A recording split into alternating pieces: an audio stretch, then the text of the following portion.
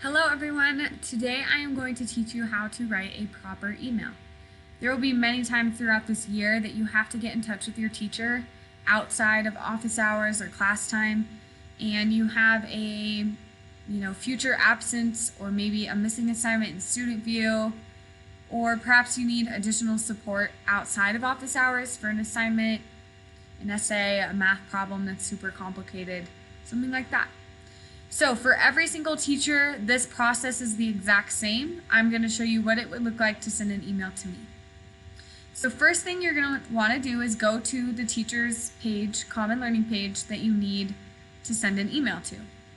So we are here at my Common Learning page. We're just on the home screen, and right under this title there's a little email me button. You're going to click on that and it will automatically generate an email to my email address, which is so helpful.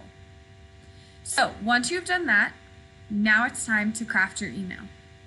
So let's say in this scenario that you have a missing assignment on Google Classroom and you check Student View and you see that the Common Learning page scavenger hunt is marked as a 0. So you go and you look on Google Classroom and you see in fact that you did do it and Mrs. Han made a mistake. So you want to email her to let her know to change and update your grade on Student View. So your email needs 5 things in order to be an effective email. The first one is a subject line, and that is in this little cursor area right here. Every email needs a subject. Please do not leave the subject blank. Your subject needs to be short and concise and to the point. So since I'm writing about missing assignment, that's going to be my subject. Missing assignment. Maybe if it's, you want to meet to get additional support, you say, can we set up a time to meet? ? That could be your subject, or additional support could be your subject. Anything that's just short and to the point. The subject is the first thing that a teacher will see in their inbox. Second, the next thing that you need in an email is a greeting. So that can sound like, good afternoon, hello Mrs. Han. Let's go with dear Mrs. Han, comma. You always want to put a comma after your greeting, and then you're also going to put an extra space after your greeting. Next comes the body of the email, and the body of the email has 2 things, a problem and a solution. So now we're up to 4 components of an email: subject, greeting, problem, solution. So I have a missing assignment in Student View.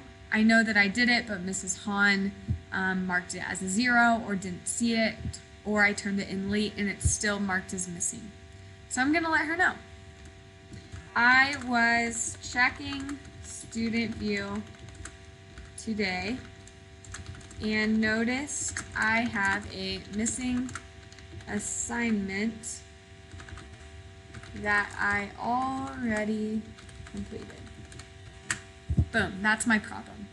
Okay, great. Well, let's not fill our teachers' inboxes with a bunch of problems, right? Let's also provide a solution. I checked Google Classroom and looked for the CLP scavenger hunt, and I did in fact turn it in. Right, so that's part of the solution, is kind of naming the assignment that is missing. Your teachers have a lot of students and a lot of assignments to keep track of, so it's really helpful if you put the title of the assignment. When you get the chance, do you mind fixing the missing mark on Student View? Okay, so I was checking Student View today. It's a really good thing for you to read back over your email to make sure everything makes sense. I was checking Student View today and noticed I have a missing assignment that I already completed. Good problem. I checked Google Classroom and looked for the CLP scavenger hunt, and I did in fact turn it in. When you get the chance, do you mind fixing the missing mark on Student View? solution, right? Perfect. So the next and last thing that we need in an email is a sign off. You're also going to want to have an extra space for the sign off. And that is just thank you in advance, or thank you, have a good day, anything like that.